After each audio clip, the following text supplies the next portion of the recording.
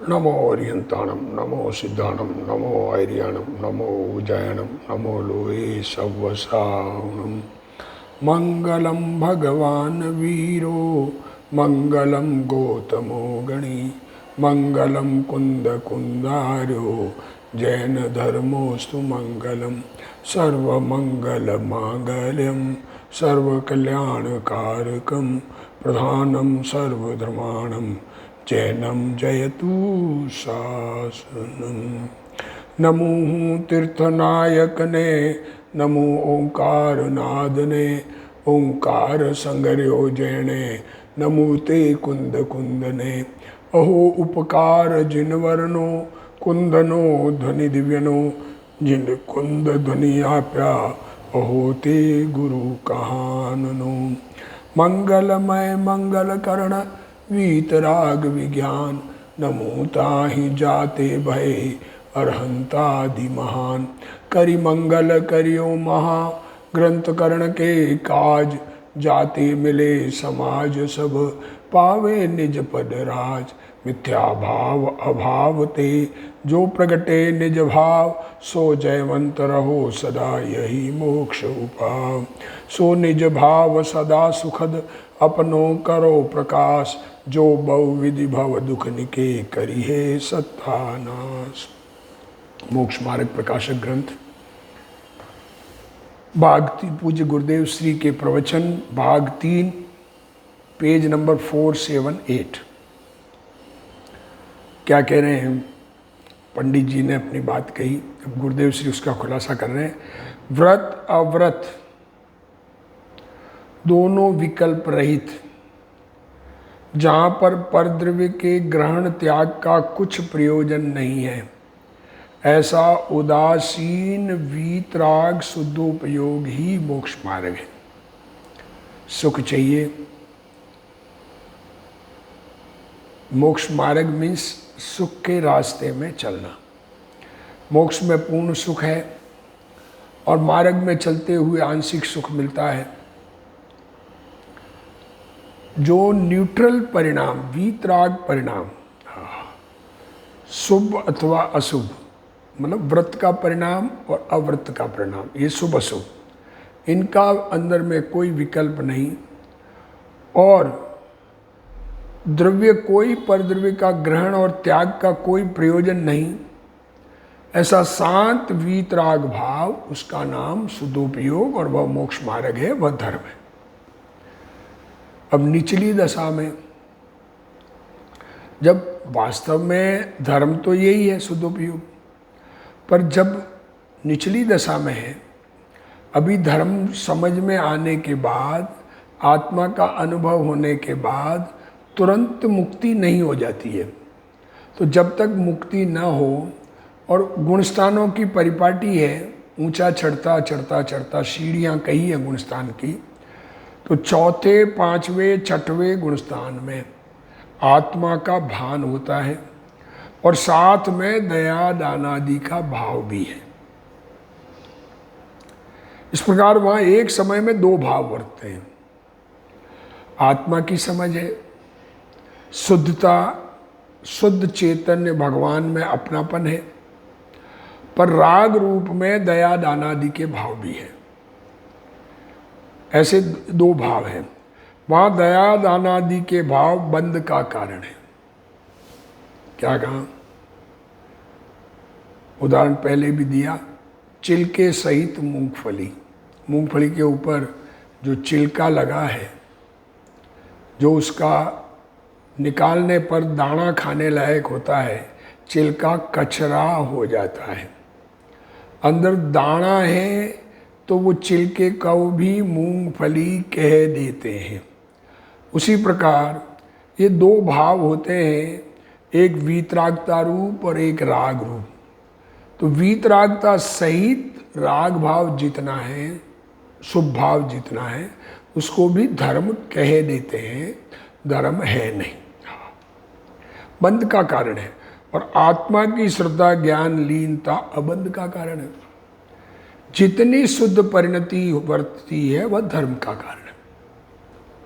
शुद्ध परिणति है, वो धर्म का कारण है, उससे धर्म होगा, वो बढ़ते बढ़ते मुक्ति होगी। साधक को शुद्धोपयोग के समय जो साधना में लगा है, जिसे शुद्धोपयोग है, उस समय बुद्धिपूर्वक शुभोपयोग नहीं होता।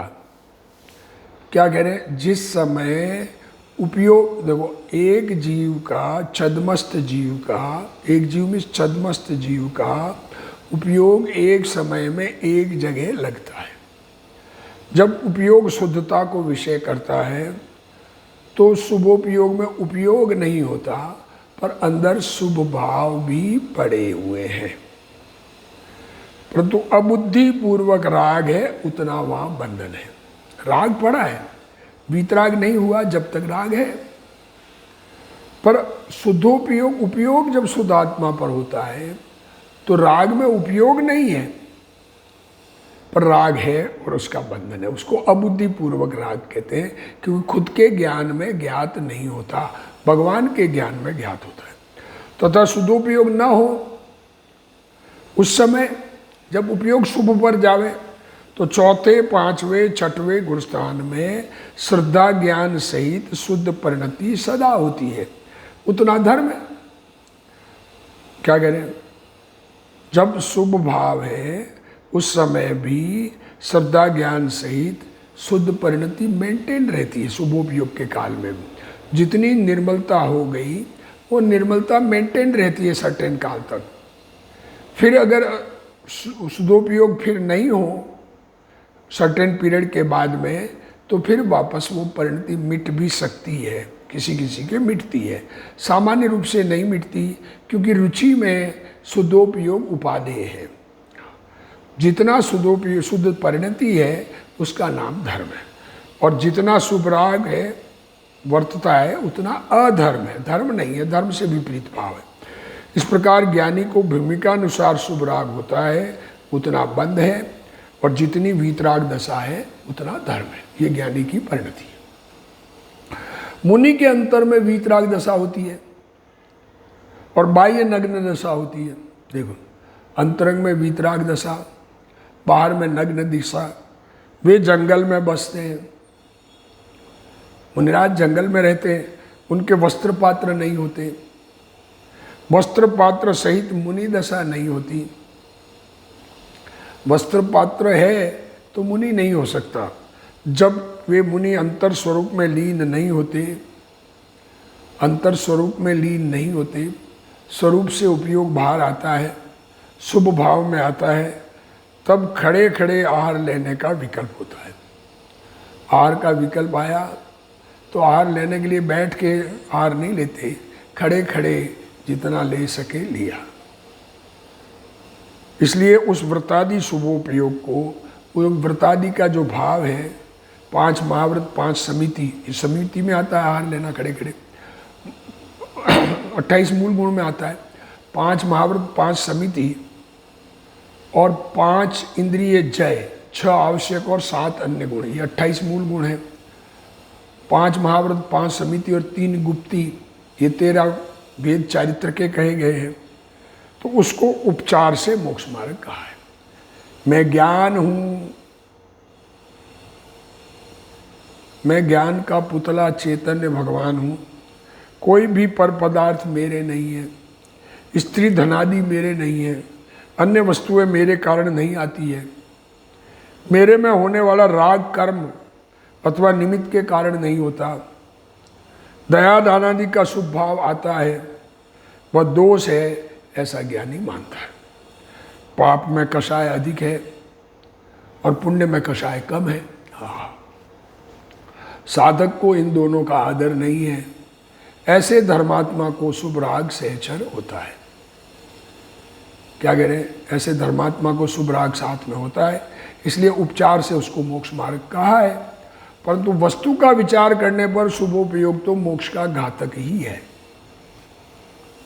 उसका विचार करें, उसको धर्म कहते हैं, पर है तो मोक्ष का घातक, बाधक है ना। जब तक वो शुभ भाव है तब तक मुक्ति नहीं है। जितने भी व्रत तप दया दान आदि के भाव आते हैं, वे आत्मा को शुद्धि में सहायक नहीं होते। शुद्धि में, अशुभ में तो, शुभ से तो शुद्धि होती ही नहीं, पर शुभ के काल में शुद्धि होती है, पर वो शुद्धि में सहायक नहीं है, शुद्धि का बाधक है। उपचार से मोक्ष मार्ग कहा, इसका अर्थ यह है कि साधक को आत्मा की श्रद्धा ज्ञान लीनता वर्तती है। जो साधना जिसने शुरू हो गई, जिसे आत्मा समझ में आ गया, जिसे आत्मा में अपनापन आ गया, वो साधक जीव है और उसके श्रद्धा ज्ञान लीनता होती है, तब शुभ भाव सहचारी बने हैं। जितनी लीनता वो धर्म, और जितना शुभ भाव वो अधर्म बंध का कारण, पर वो उसके साथ होने से उसको धर्म कहा है, इस कारण उसको मोक्ष मार्ग कहा है। परंतु वस्तुतः शुभ राग तो मोक्ष मार्ग का घातक ही है। जहाँ तक आत्मा में पूर्ण वीतराग दशा न हो, वहाँ तक शुभ राग आता है। जब तक पूर्ण वीतरागता नहीं होगी तब तक शुभ राग आता है, परंतु वह बंध का कारण है। वह सच्चे श्रावक व मुनि के शुभ भाव की बात है। ये शुभ भाव किसका? जिसे आत्मा का अनुभव होके श्रावक दशा प्रकट हुई या मुनि दशा प्रकट हुई, उसका शुभ भाव की बात कर रहे हैं। तात्पर्य यह है कि आत्मा के भान पूर्वक अंतर्लीनता करने के उपयोग को उपादेय मानना और शुभ अशुभ के त्याग का उद्यम करना चाहिए। क्या कहना चाह रहे हैं? कि आत्मा को समझकर, आत्मा में अपनापन करके उसमें लीनता करना यही उपादेय है। आत्मलीनता ही उपादेय है, और शुभ अशुभ भाव है वो त्याग है, छोड़ने लायक है। होता है भूमिका में, पर वो होने से सुख में बाधा है, वो दुखदायक है।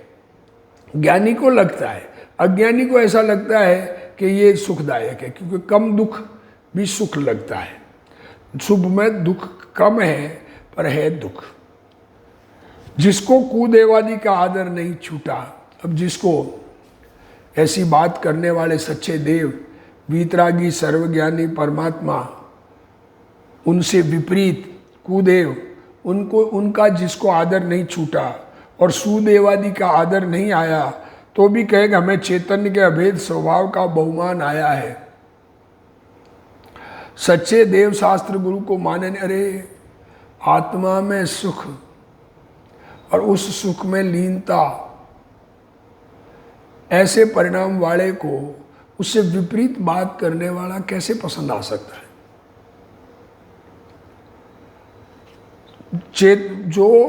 जिसको आत्मलीनता नहीं है, वो ही कुदेवादि को मानने में लगा जा हो सकता है। तो ऐसा कहने वाला, देखो, कुदेव को मानने वाला, कुगुरु को मानने वाला, और कहे कि मुझे आत्मा का अनुभव है, तो ऐसा कहने वाला महाचोर है। गुरुदेव श्री क्या कह रहे हैं? देखो, उसे निश्चय या व्यवहार एक का भी पता नहीं है। सुदेवादिक व कुदेवादिक में मध्यस्थ भाव रखे तो सच्चे देव और खोटे देव दोनों हमारे लिए दोनों समान है, दोनों ज्ञान के गेय है, ऐसा रखे तो। देखो दृष्टांत दे रहे हैं गुरुदेव श्री, ख्याल में लेना ये बात। जैसे पत्नी, बहन और स्त्री में मध्यस्थ भाव हो सकता है या नहीं? पत्नी है, बहन है और स्त्री है, तीन है। अन्य स्त्री मतलब स्त्री मीन्स अन्य स्त्री। तीनों में स्त्रीपना समान होने पर भी पत्नी को पत्नी रूप जानना और बहन पुत्री को पुत्री रूप, बहन पुत्री रूप से जानना, ये स्त्री नहीं पुत्री होना चाहिए ऊपर। पत्नी, बहन और पुत्री में मध्यस्थ भाव हो सकता है या नहीं? तो या नीचे क्यों? बहन पुत्री को बहन पुत्री रूप से जानना, इस प्रकार विशेष में अंतर है।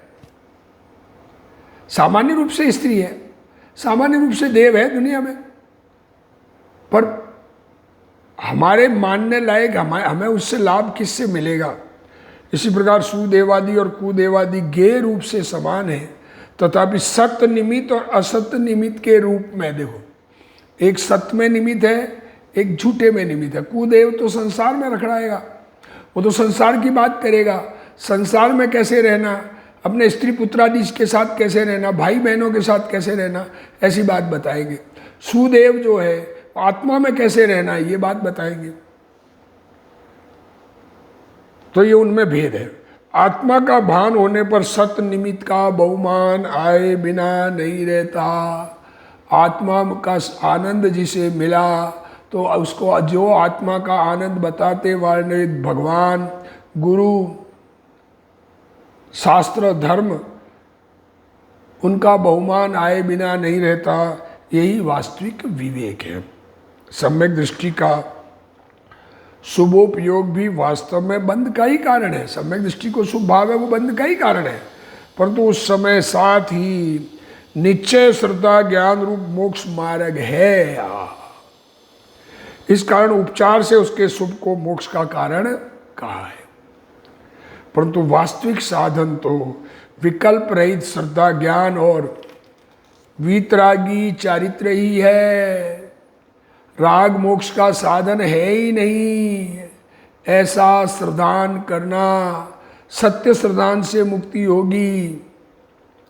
मोक्ष का कारण तो राग रहित ज्ञानानंद स्वभाव में एकाग्रता रूप सदुपयोग ही है। आत्मा ज्ञानानंद स्वभावी, मैं ज्ञानानंद स्वभावी हूँ। ये ज्ञानानंद स्वभाव में लीनता, उपयोग, वर्तमान उपयोग, पर्याय, उसी में एकाग्र हो, उसी को देखे। इस प्रकार सदुपयोग को मोक्ष का कारण जानकर उसका उद्यम करना और शुभ अशुभ उपयोग को हे जानना। मोक्ष का कारण होने से सदुपयोग ही आदरणीय है। ऐसी श्रद्धा तो हुई है, श्रद्धा तो ये, परंतु जहाँ सदुपयोग न हो सके शक्तिहीनता से, वहाँ शुभोपयोग होता है। अतः उपदेश में कहा जाता है कि अशुभ को छोड़कर शुभ भाव करना। परंतु वहाँ अशुभ आता है और उसको छोड़ा, ऐसा नहीं है। अशुभ को छोड़कर शुभ करना ऐसा कहा है, पर अशुभ आने वाला था इसलिए छोड़ के शुभ किया है, ऐसा उसका अर्थ नहीं है। शुभ का काल है, वहाँ अशुभ राग आता ही नहीं। क्या कह रहे? उस समय आत्मा में शुभ भाव ही आने वाला था। राग हुआ और उसको छोड़ा, ऐसा नहीं है। अशुभ हुआ ही नहीं तो उसको छोड़ना क्या? जब आत्मा में लीनता हो, आत्मा की रुचि हो, उस काल में शुभ भाव आया, उसको जानते हैं। अशुभ मिटाकर शुभ आया, ये तो कथन है व्यवहार का। अशुभ नहीं आया, शुभ आया है, तो शुभ ही आना था इसलिए आया। हुआ ही नहीं तो उसको छोड़ना क्या? और अशुभ हुआ, उसे छोड़ना किस प्रकार? अगर अशुभ भाव आ गया तो छोड़ेंगे कैसे? कि वो तो आ गया, आए हुए को मिटा नहीं सकते। हुआ वह तो हुआ ही, और दूसरे समय तो वह छूट ही जाता है। अशुभ भाव आया, वो हुआ वह तो हुआ ही, दूसरे समय वो छूट जाता है। इसी प्रकार शुद्धोपयोग हुआ, वहाँ शुभोपयोग भी छूट जाता है। अर्थात वहाँ शुभ की उत्पत्ति ही नहीं होती। शुभ अशुभ परिणति तो अपनी है, शुभ और अशुभ भाव रूप परिणति यह आत्मा की है।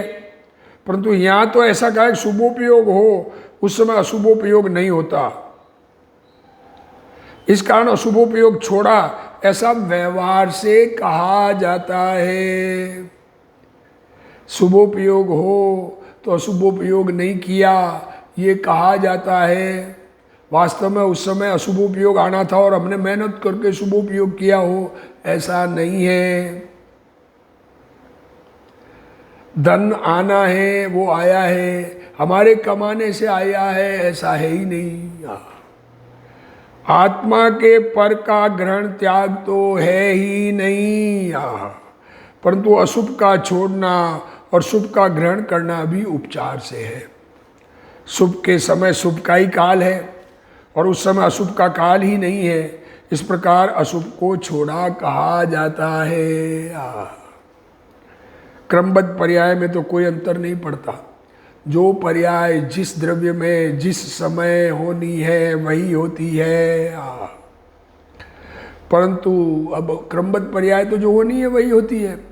परंतु उपदेश में तो ऐसा ही कथन आता है कि पाप छोड़ो अशुभ छोड़ो। ये कथन, व्यवहार का कथन इसी प्रकार का होता है। जो होना आना होता है वही भाव आता है। शुभ और अशुभ दोनों उपयोग अशुद्ध है, परंतु उनमें शुभ की अपेक्षा अशुभ में अधिक अशुद्धता है। अशुद्धता, दोनों अशुद्ध है, पर शुभ कम अशुद्ध है, अशुभ अधिक अशुद्ध है। कपड़ों में केसर लगाया वो भी कपड़े मैले हैं, कपड़ों में कीचड़ लगे वो भी कपड़े मैले हैं। पर मैलेपन में एक के तो पास में ही रखना नहीं चाहेंगे, फेंकेंगे, एक को पास में रख सकते हैं। तो शुभ भाव कम मैला है, अशुभ भाव अधिक मैला है। जहां शुद्ध उपयोग है वहां तो बाहर में लक्ष्य ही नहीं। जब शुद्ध उपयोग शुद्ध आत्मा में चला गया तो बाहर में लक्ष्य ही नहीं है। वहां तो चैतन्य के अनुभव में ही एकाग्रता वर्तती है, अर्थात वह जीव परद्रव्य का तो साक्षी ही है। परद्रव्य के तो हम ज्ञाता ही है, हम शरीर के काम के ज्ञाता है। हम मानते हैं, हम करते हैं, ये मिथ्या मान्यता है। शास्त्र में भी ऐसा आता है। हाँ, इसलिए वहाँ परद्रव्य का तो कुछ प्रयोजन ही नहीं है। परंतु शुभोपयोग के समय बाहर में अहिंसा पालन, देखो शुभोपयोग है, जीवों की दया का पालन, देखकर चलने की प्रवृत्ति इत्यादि व्रतादि की प्रवृत्ति होती है, तथा अशुभोपयोग के समय हिंसा आदि अव्रत की प्रवृत्ति होती है। इस प्रकार शुभ और अशुभ भाव रूप अशुद्ध उपयोग के समय परद्रव्य की प्रवृत्ति के साथ निमित्त नैमित्तिकपना होता है, परंतु जहाँ शुद्धोपयोग है वहाँ तो परद्रव्य के साथ संबंध ही नहीं है। हाँ, शुद्धोपयोग में तो यह ग्रहण करूँ और यह छोड़ूँ इत्यादि ग्रहण त्याग रूप विकल्प ही नहीं होते। हाँ, शुद्धोपयोग के काल में तो उपयोग जागे बस चैतन्य चैतन्य भास रहो रे। हाँ, जब शुद्धोपयोग नहीं होता तब अशुद्ध उपयोग में शुभ अशुभ राग होता है। शुद्धोपयोग नहीं है तो अशुभ शुभ और शुभ राग होता है।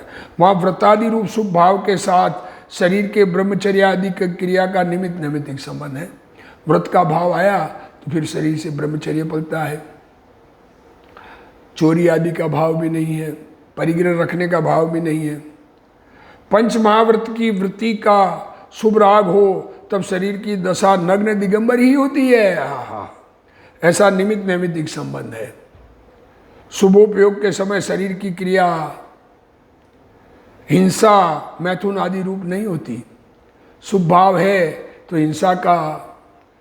हिंसा असत्य चोरी अब्रह्म और परिग्रह ये भाव भी शुभ भाव के काल में बदलते छूटते हैं। अहिंसा का भाव है, शरीर से हिंसा नहीं होती।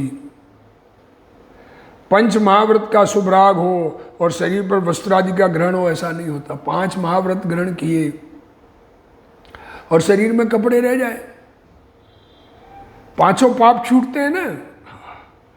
व्रत के शुभ भाव के समय उसके योग्य बाह्य क्रिया के साथ निमित्त नैमित्तिक संबंध है। जब व्रत का शुभ भाव है तो बाहर में ऐसा ही शरीर की क्रिया भी ऐसी ही होती है। परंतु हाथ में चाकू लेकर सब्जी काटता हो और पंच महाव्रत के परिणाम बरतते हो, ऐसा नहीं होता। 5 महाव्रत पालन की प्रतिज्ञा ले ली और फिर चाकू रख के सब्जी काटे, ये कैसे साथ में हो सकता है? यद्यपि हाथ की क्रिया तो जड़ की है। देखो, ऐसा ही निमित्त नैमित्तिक संबंध दुनिया में चलता है।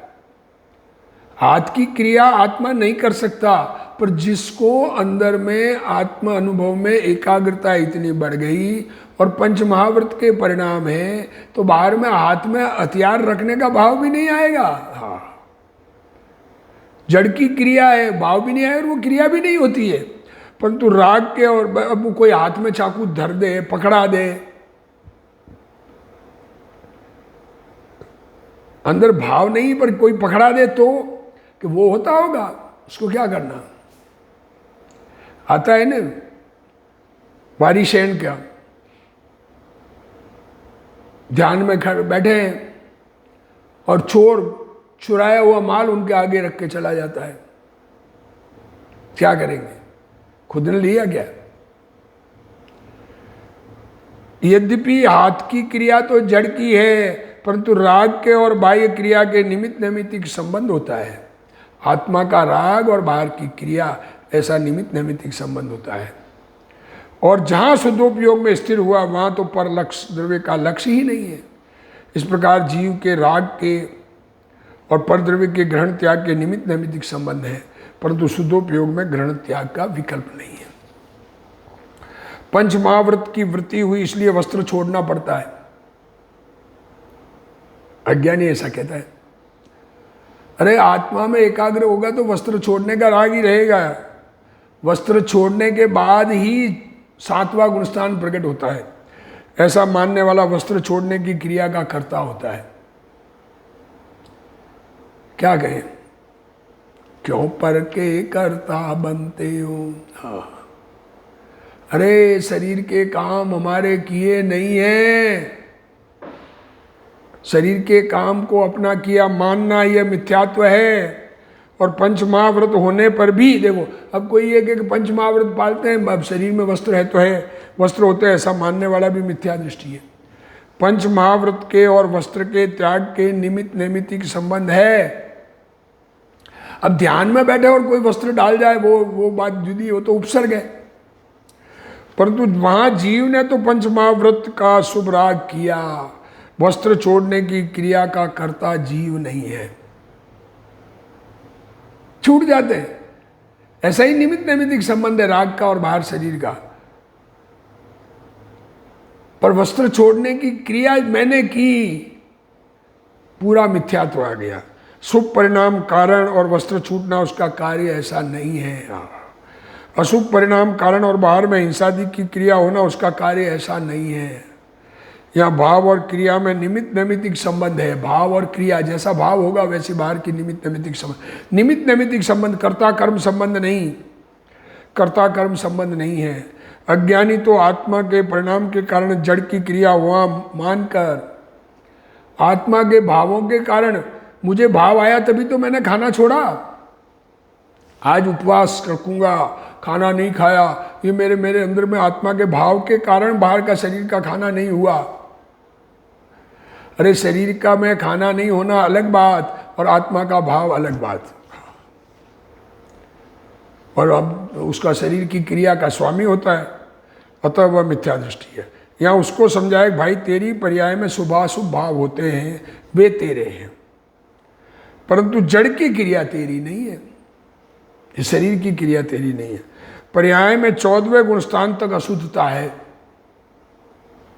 आत्मा में अशुद्धता, 14वें गुणस्थान में भी योग अयोगी हो गए फिर भी अशुद्धता है। शरीर साथ में चिपका हुए ना, वह जीव का भाव है। आहा, ऐसा माने कि जीव का भाव है, ऐसा जाने और शुद्ध द्रव्य स्वभाव को भी जाने। जो अशुद्धता है वो जीव का भाव है और शुद्ध द्रव्य का स्वभाव भी जाने और पर द्रव्य की क्रिया को अपनी नहीं माने। ये शरीर की क्रिया मेरी नहीं है, कर्म की क्रिया मेरी नहीं है, कर्मों को मैंने बनाया नहीं है, कर्मों को मैंने रखा नहीं, छोड़ा नहीं है। पर द्रव्य की क्रिया को अपनी नहीं माने तब निश्चय व्यवहार का यथार्थ ज्ञान होता है। पर द्रव्य की क्रिया को अपनी नहीं माने तब निश्चय व्यवहार का यथार्थ ज्ञान होता है। पर द्रव्य को अपनी माने, क्रिया को अपनी माने तो व्यवहार को सही जाना ही नहीं है। दोनों मानेंगे, दोनों मान करते हैं हम तो। आत्मा ये उपयाभाषी का प्रकरण चल रहा है कि हम तो आत्मा का अनुभव रूप निश्चय धर्म और दयादान व्रत व्रतवादी व्यवहार धर्म दोनों पालन करते हैं। अरे ये व्यवहार उसका नाम नहीं है। पर द्रव्य की क्रिया को अपनी नहीं मानना है। शरीर की क्रिया मेरी नहीं है, शरीर की क्रिया को मैं करता नहीं हूं, पर मेरी निमित्त नैमित्तिक संबंध से मेरी क्रिया कही जाती है, उसको निश्चय व्यवहार का यथार्थ ज्ञान होता है। सम्यक दृष्टि शुद्धोपयोग कोई उपादेय मानता है। आत्मा का जिसको अनुभव हुआ हो तो आत्मा में ले, सुखी तो उसमें सुख तो जहाँ से मिल रहा है वहाँ जाना चाहेगा ना। परंतु शुद्धोपयोग नहीं हो तब पहले अशुभ छोड़कर शुभ होता है। अब जब तक शुद्धोपयोग नहीं हो तब तक अशुभ छोड़कर शुभ होता है। तत्पश्चात शुभ छोड़कर शुद्ध उपयोग होता है। देखो क्रम है ये, अशुभ से सीधा शुद्ध नहीं होता है, अशुभ से शुभ होता है और शुभ से शुद्ध होता है। ये क्रम है, ये परिपाटी है। ऐसा नहीं है कि अशुभ भाव के काल में शुभ भाव हो जाए, नींद घोर निद्रा में सो रहे और आत्मा का अनुभव हो जाए, ऐसा नहीं होता। किसी जानवर को मारने का भाव, अदया का भाव हो रहा है और आत्मा का अनुभव हो जाए, ऐसा नहीं होता। अदया का भाव छूट कर शुभ भाव आएगा, भले वो थोड़े काल हो, वो होकर फिर आत्मा का अनुभव होता है। तत्पश्चात शुभ छोड़कर शुद्धोपयोग होता है। देखो वह मोक्ष का कारण है, शुद्धोपयोग ही मोक्ष का कारण है। इसलिए हमें प्रयत्न शुद्ध आत्मा को जानकर उसमें लीन, उसी में उपयोग लगा रहे, ऐसा ही हमें भाव रहे और हम ऐसा भाव प्राप्त करें। इसी भावना के साथ आज का स्वाध्याय पूर्ण करते हैं। हे जिनवाणी भारती तोई जपूं दिन रैन, जो तेरा शरणा गए सो पावे सुख चैन। जा वाणी के ज्ञान ते सूझे लोकालोक, सो वाणी मस्तक नमो सदा दे तू ढोक। जिनवाणी मात की जय।